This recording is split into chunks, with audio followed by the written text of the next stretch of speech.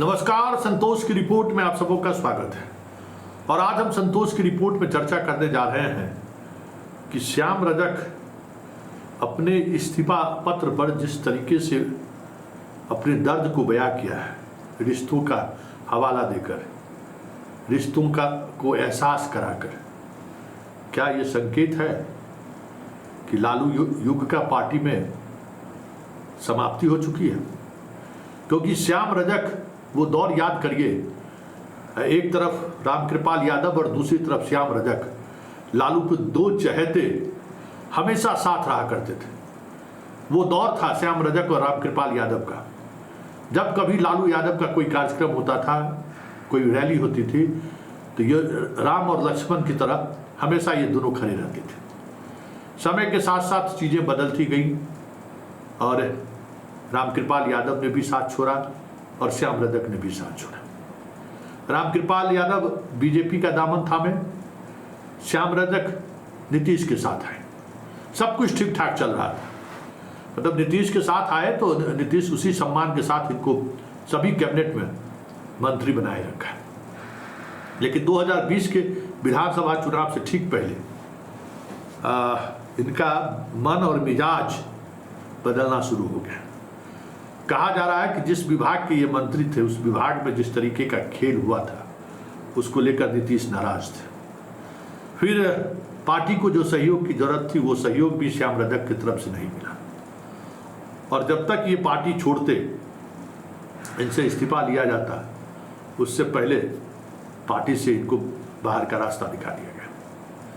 और रास्ता दिखाते ही फिर से ये अपने पुराने घर में आरजेडी में चले आए। लेकिन आरजेडी 2020 के विधानसभा चुनाव से लेके आज तक सिर्फ और सिर्फ श्याम रजक को भरोसा ही दिलाते रहे। बीच में तेज प्रताप से कुछ ऐसा विवाद हुआ था जिसको लेकर काफी जलील होना पड़ा था श्याम रजक को। वैसे श्याम रजक की जो राजनीतिक शैली रही है दलित नेता के रूप में, कभी भी आक्रामक नहीं रहा है। वो उस आक्रामकता कभी उनके मिजाज में नहीं रहा है। लेकिन कहते हैं ना, राजनीति में जिस तरीके से लालू परिवार पर वो कभी किसी दौर में हमलावर थे, और कई महीने में लालू यादव को 2010 के चुनाव में, 2015 के चुनाव में, 15 में तो साथ ही आ गए थे, कहीं न कहीं कुछ न कुछ ऐसी चीज़ें हुई जिस वजह से तेजस्वी इनको टारगेट करके लेंगे। 15 में जब गठबंधन साथ हुआ तो संजय सिंह और श्याम रजक, यही दो तो थे जो लगातार लालू आवास पर आना जाना उनका लगा रहता था। और पुराने रिश्तों का कहीं न कहीं ख्याल भी लालू रख रहे थे।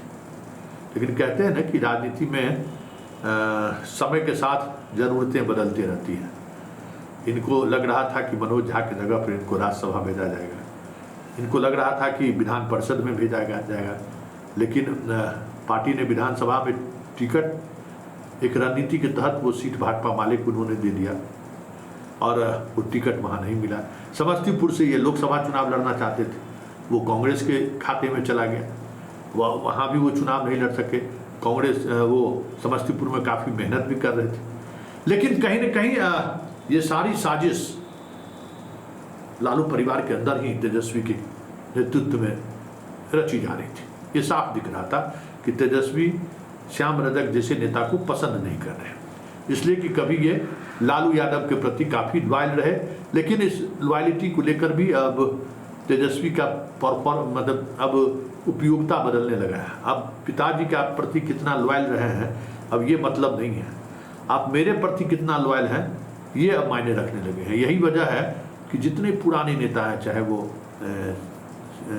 श्याम रजक हो, जितना अब चले, आपको उदय नारायण चौधरी हो, आपको शिवानंद तिवारी हो, जो भी लालू युग के जो भी नेता रहे हैं, जो फायर ब्रांड नेता रहे हैं, तेजस्वी एक रणनीति के तहत धीरे धीरे उनको दरकिनार करते चला गया।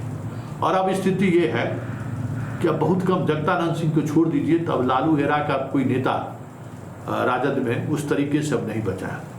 कुछ नेता हैं, कुछ ज़्यादा लीडरशिप है जो अभी भी मजबूती के साथ आरजेडी के साथ नए युवा नेतृत्व के साथ अपने आप को सामंजस्य बिठा रहा है, लेकिन कहीं न कहीं वो सामंजस्य भी जो है, चाहे आपको गया से जहानाबाद के जो सांसद हैं उनसे भी तेजस्वी का कुछ न कुछ रिश्ता बदलता रहा है।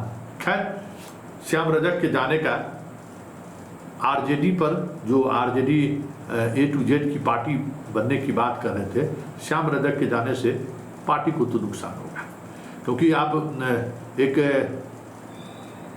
कपड़ा धोने वाली महिला को आपने, वो भी श्याम रजक जाति से ही आते हैं, उनको आप भले विधान परिषद बना दिए, लेकिन अब वो सिंबॉलिक राजनीति नहीं है रहा। सिंबॉलिक राजनीति के सहारे अब आप वोट को नहीं साध सकते हैं। अब ऐसे व्यक्ति को सामने लाना होगा जिसकी अपनी पकड़ हो, जो आपको वोट दिला सके।